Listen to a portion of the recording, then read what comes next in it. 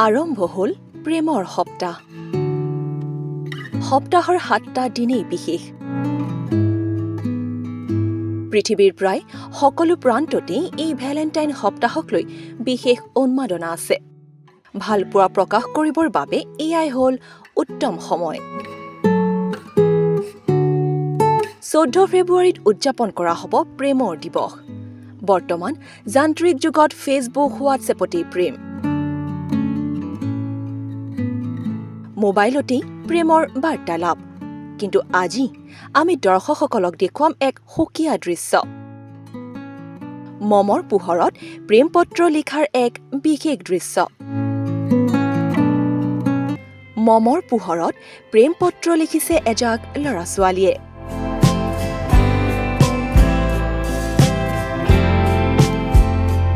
বাজি আছে ৰোমান্টিক গীত।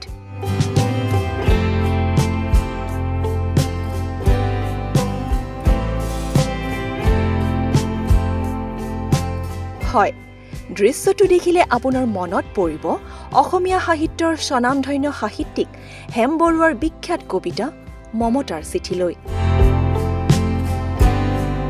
এনেদৰেই মম জ্বলাই চাগে হেম বৰুৱাই লিখিছিল, মৰমৰ এয়া মম এডাল জ্বলাই লৈছো, আজি বহুদিনৰ মূৰত তোমালৈ চিঠি লিখো বুলি।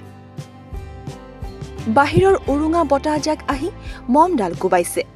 চাওঁ, খিৰিকীখন জপাই দিওঁ।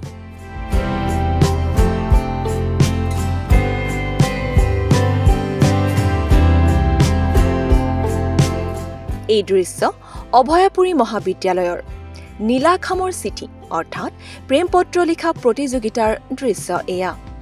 এক সুকীয়া পৰিৱেশত কিছু অগতানুগতিকভাৱে এইদৰে পতা প্ৰতিযোগিতাই সকলোৰে দৃষ্টি আকৰ্ষণ কৰিছে।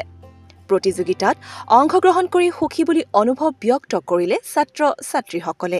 যি নীলাখামৰ চিঠি প্ৰতিযোগিতা আছিল, বৰ্তমান যান্ত্ৰিকতাৰ যুগতো যি সময়ত হোৱাটছআপ, ইনষ্টাগ্ৰাম বা ফেচবুকত আমি মেছেজসমূহ চেণ্ড কৰোঁ, আচলতে 1 ছেকেণ্ডৰ ভিতৰতে আমি কিছুমান মনৰ ভাৱ প্ৰকাশ কৰিব পাৰোঁ।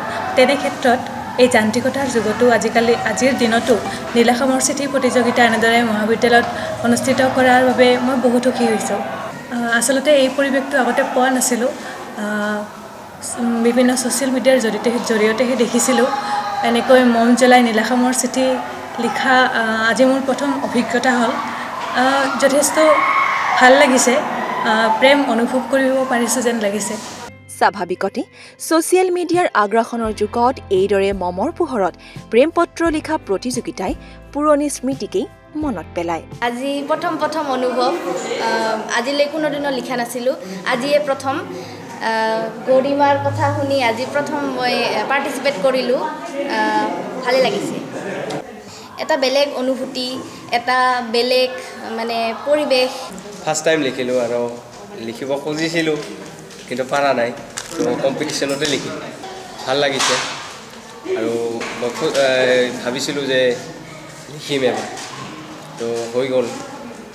News desk report, D news আৰু ডি নৰ্থ ইষ্ট।